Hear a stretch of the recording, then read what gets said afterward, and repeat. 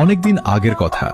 Kim নমজন নামে এক দয়ালু ব্যক্তি সোল শহরে বাস করত এবং তার স্ত্রী ছিল বিশ্ব সুন্দরী। তাদের 5টা সন্তান ছিল। প্রথম সন্তান, যার নাম ছিল হাবি, সে সবসময় খুব হাসি খুশি থাকে। দ্বিতীয় বাচ্চাটার নাম ছিল বিল্লু। এই বাচ্চাটি বাকি বাচ্চাদের তুলনায় অনেক বেশি অলস ছিল। তৃতীয় বাচ্চাটার নাম ছিল টেপা। যে কোনো মানুষ তাকে দেখলে সহজেই তার প্রেমে পড়ে যেত। চতুর্থ বাচ্চাটির নাম ছিল তে। রূপে গুণে কোনো অংশ কম ছিল না তার।